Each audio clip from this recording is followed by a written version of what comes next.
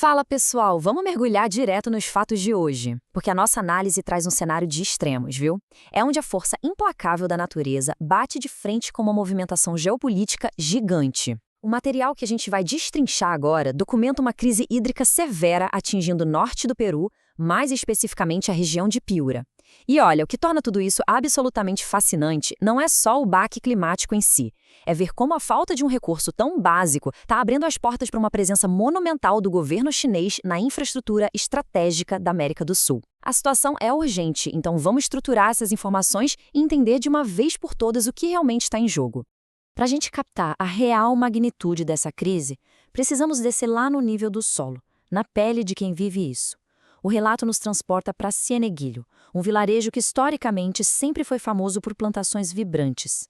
Imagina só a cena documentada, aquele sol castigando e o agricultor Ion Silupu Córdova caminhando, em silêncio, por uma terra completamente rachada e seca, apontando para onde antes ficavam os limoeiros dele. As palavras do Ion ancoram perfeitamente a tragédia humana que essa seca extrema de 2024 causou.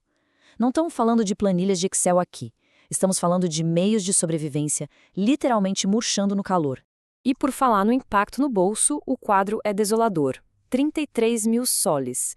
Isso dá mais ou menos uns 10 mil dólares e representa só a perda financeira pessoal desse agricultor que a gente acabou de conhecer. Agora o baque fica muito mais claro quando o material aponta que a história dele se repete com cerca de 6 mil agricultores em toda a região. É a combinação cruel de clima extremo com uma gestão bem regular da água, empurrando milhares de pessoas para o limite de suas capacidades. Agora, vamos ampliar a lente para o impacto macroeconômico regional. E segurem esse número.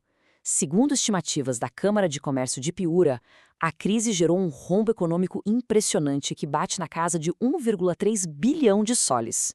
A consequência social direta, quase 60 mil empregos foram colocados em risco imediato. Estamos falando pura e simplesmente da espinha dorsal econômica de uma região inteira correndo sério risco de entrar em colapso por absoluta falta de água. A fonte detalha exatamente quais setores estão sofrendo o maior baque.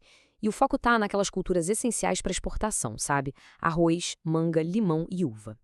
Mas enquanto o campo vira poeira, as áreas urbanas mergulham num caos total. A pesquisa relata cenas tensas de famílias inteiras esperando ansiosamente com baldes na mão pela chegada de caminhões-pipa. O negócio ficou tão crítico em termos de segurança que o exército precisou ser mobilizado para vigiar o sistema de drenagem que abastece Piura só para afastar ladrões de água. A água literalmente virou o recurso mais valioso e disputado do pedaço. E aqui a gente chega num ponto crucial. A falta de chuva é só uma parte da equação. Vamos dar uma olhada no déficit de infraestrutura. De acordo com o plano hídrico da região de Piura, absurdos 63% dos mais de 725 mil hectares com potencial produtivo não possuem absolutamente nenhum sistema de irrigação. Nada. É uma vastidão de terras cultiváveis que dependem única e exclusivamente da boa vontade de chuvas que, como a gente viu, estão cada vez mais raras e imprevisíveis. Mas, cavando um pouco mais fundo, os dados de uma pesquisa de 2024 expõem uma realidade de desigualdade que choca. Prestem atenção nisso. Mesmo com a escassez crônica, 93% das licenças hídricas concedidas lá em Piura desde 2010 foram parar direto nas mãos de quem? Das grandes empresas agrícolas de exportação. Sobrou só uma fatia minúscula para os pequenos produtores e outras necessidades. Isso ilustra de forma muito gráfica como a governança e a distribuição do recurso podem ser tão problemáticas quanto a própria falta de chuva. E o reflexo disso nas cidades, as famílias estão ficando sem água potável. A empresa de serviços de saneamento local relata que a demanda na região é de 2.400 litros por segundo. Só que a produção real, vinda da estação de tratamento, do reservatório de Poeixos e de uns 30 poços subterrâneos, mal consegue bater 1.500 litros por segundo. O resultado prático desse déficit gigantesco são milhares de famílias vivendo sem acesso contínuo à água tratada. Algumas chegam ao ponto de literalmente cavar buracos no chão na esperança desesperada de achar água. Agora, a história dá uma guinada geopolítica de cair o queixo. Exatamente diante desse cenário de colapso, o material traz uma atualização importantíssima de dezembro de 2025. O governo peruano anunciou que a China venceu licitações internacionais simplesmente vitais para a região. O contrato envolve a execução de 2 megaprojetos, a hidrelétrica de Alto Piura e a revitalização do reservatório de Poeixos. E é a partir daqui que a gente começa a ver, na prática, a profunda influência econômica e estratégica que a China está cravando na gestão de recursos hídricos sul-americanos. Mas olha, a gente precisa entender o histórico dessas obras. Elas estão atrasadas há décadas. O biólogo Mário Monteiro, que é professor universitário e especialista em gestão hídrica, traz um contraponto genial no estudo. Ele afirma com todas as letras que o principal obstáculo nunca foi engenharia, nunca foi técnico, foi político.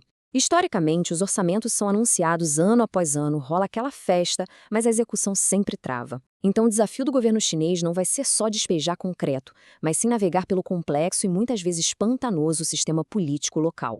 E para entender plenamente essa movimentação, a gente tem que olhar o tabuleiro inteiro.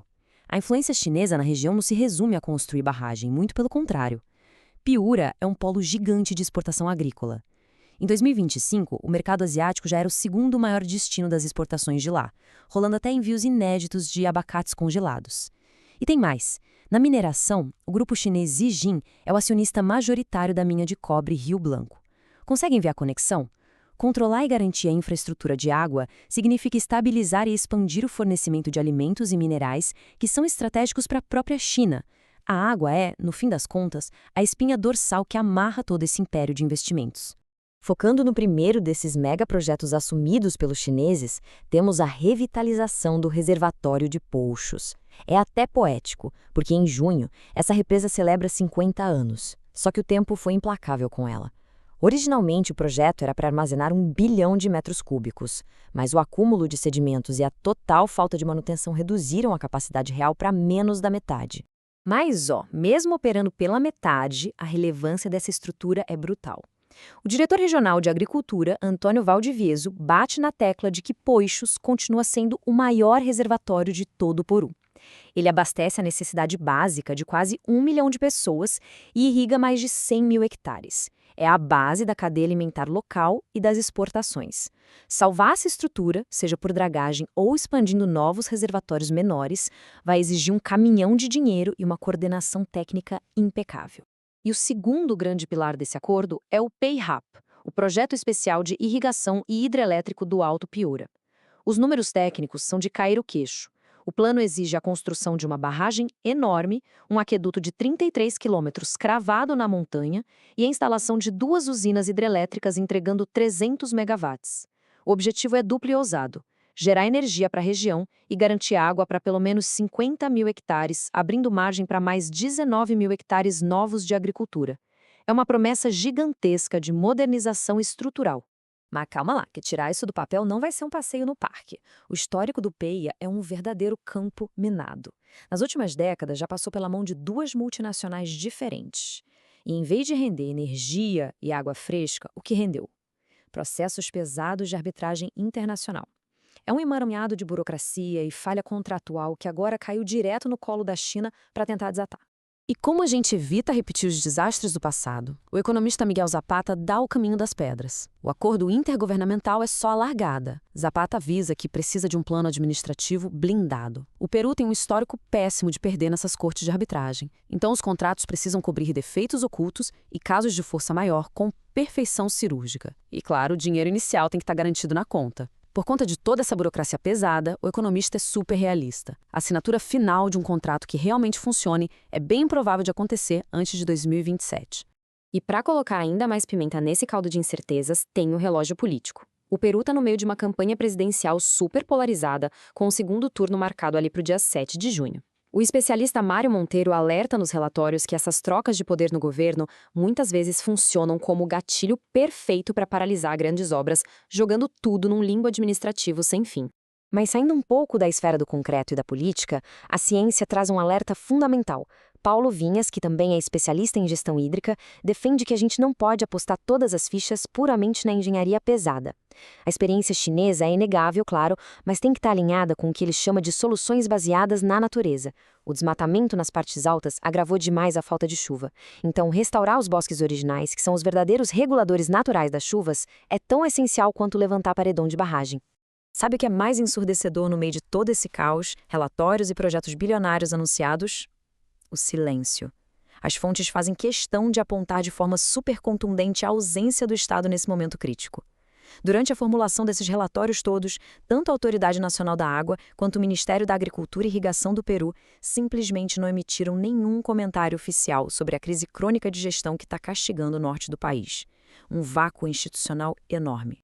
O que, no fim das contas, nos obriga a voltar lá para o comecinho da nossa análise. Deixando os corredores de Brasília, ou melhor, os corredores de Lima e de Pequim de lado, e esquecendo os prazos burocráticos de 2027, a gente volta para Ceneguilo. O chão continua rachado, o Yonsilupu ainda está lá esperando a flor do limoeiro brotar. Para quem vive no campo, anúncio de mega projeto internacional soa só como um eco muito, muito distante. Para essa galera, a urgência agora é hoje. Toda essa avalanche de dados nos deixa com uma reflexão brutal sobre a desconexão entre o relógio da geopolítica e o relógio da natureza. Quando a sobrevivência diária está na corda bamba, existe alguma chance realista de que esses lentos acordos globais bilionários cheguem a tempo de salvar comunidades que já estão queimando sob o sol?